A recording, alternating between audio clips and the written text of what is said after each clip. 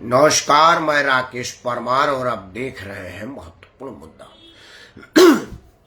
मित्रों, महत्वपूर्ण मुद्दे के शुभारंभ से पहले आप सभी को छठ महापर्व की आज विधिवत शुरुआत करना से आप सबको हार्दिक शुभकामनाएं। छठी मैया और भगवान भास्कर आप और आपके परिवारजनों पर अपना सर्वोच्च आशीर्वाद बनाए रहे और आप सुखी, समृद्ध, संपन्न और निरोग रहे, यही भगवान भास्कर और छठी मैया से मनोकामना है। मित्रों, आज का महत्वपूर्ण मुद्दा तो वैसे चुनावी जुमला है, लेकिन उससे पहले एक सोशल मीडिया पर खबरें प्रसारित हो रही हैं।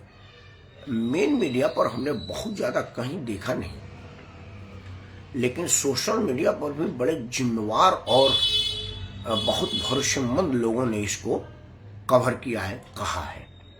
जैसे उत्तर प्रदेश के पूर्व डीजीपी श्री विक्रम सिंह जी ने और भी कई गणमान्य व्यक्तियों ने इस खबर को अपने अपने स्रोतों पर चलाया है, अपने अपने सोशल प्लेटफॉर्म पर चलाया है।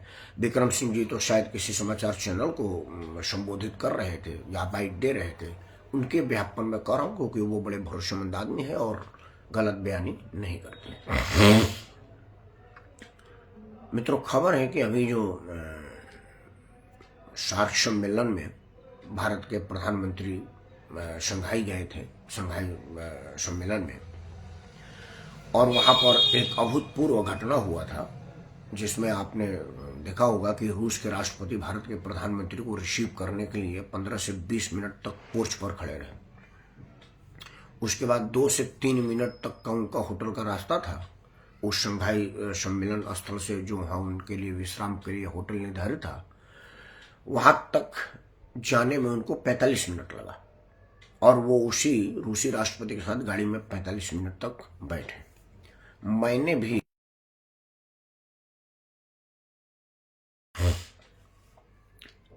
भी वीडियो बनाया था और बताया था कि भाई उसमें दाल चावल की तो बात हुई नहीं होगी। मोदी जी अपना सूट कहां से सिलवाते हैं, बड़ा शानदार लगता है, इस पर तो चर्चा हुआ नहीं होगा। 2 राष्ट्राध्यक्ष अकेले बैठे हैं तो जरूर कोई गुप्त मंत्रणा और महत्वपूर्ण मंत्रणा ही हो रही होगी। दुनिया ने भी इसको इसी रूप में लिया कि जरूर कोई बहुत बड़ी बात हो रही है। अब वो बात आई है कि भारत के महानतम प्रधानमंत्री, देश दुनिया में सर्वाधिक लोकप्रिय नेता जननायक श्री नरेंद्र मोदी की हत्या की साजिश रची गई थी और उस साजिश को विफल करने के लिए रूसी राष्ट्रपति ने माननीय प्रधानमंत्री को अपने गाड़ी में बैठा करके 45 मिनट से 1 घंटा तक डिस्टर्ब किया ताकि वो मामला अनइफेक्टेड हो जाए, वार निष्फल हो जाए। उसकी पुष्टि हुई है कि अभी कुछ दिन पहले बांग्लादेश की राजधानी ढाका के एक सबसे बड़े महंगे होटल में अमेरिका के सीआई का एक टॉप एजेंट मृत पाया गया है। उसकी अभी मरने की उम्र नहीं थी, लेकिन मौत से किसकी यारी है, आज उसकी तो कल किसी और की बारी है।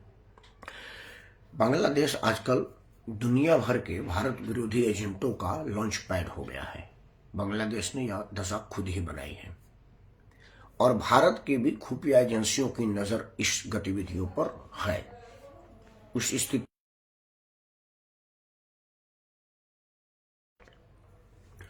उस स्थिति में उसका मरना दुनिया भर में चर्चा का विषय है।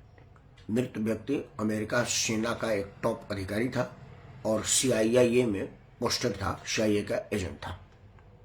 तब जाकर के कड़िया कहीं ना कहीं से जुड़ी है, लेकिन चूंकि अभी इसकी आधिकारिक सूचना या इस पर कोई बहुत डिबेट किसी चैनल पर नहीं हुई है, तो इतनी बड़ी बात पर डिबेट मैं करना नहीं चाहता क्योंकि अपुष्ट खबरों पर विश्लेषण मेरा स्वभाव नहीं है, हिट एंड रन में नहीं करता हूं। लेकिन एक रिलेशन मेंटेन हो रहा है क्योंकि जब माननीय प्रधानमंत्री आए तो एक सभा को संबोधित कर रहे थे। उनके स्वागत में होता है हर बार जब विदेशी आते हैं तो जब लोगों ने ताली बजाया तो उन्होंने कहा कि मैं गया था इस बात की ताली बजा रहे हैं कि आ गया लौट के इस बात की ताली बजा रहे हैं। ऐसा प्रधानमंत्री ने पहले कभी नहीं कहा था कि मैं आ गया हूं तो अब ताली बजा रहे हैं, जय हूं तो बंद। मतलब ये एक जरूर सोचने वाली बात थी। हालांकि इसको बल इसलिए मिल रहा है कि अमेरिकी चैनलों, पाकिस्तानी चैनलों ने भी उसकी मृत्यु को सीधे ISIS इंडियन खुफिया एजेंसी रा का गतिविधि बनाया है। पाकिस्तान के एक बड़े प्रतिष्ठित न्यूज एंकर है और उन्होंने कहा कि यह भारत के रा का काम है और उन्होंने ये हत्या कराई है। अब क्या है यह बात, जब तक ऑफिशियल अनाउंसमेंट दोनों सरकारों ने नहीं कर देती है तब तक इस पर और कुछ बात करना उचित नहीं है।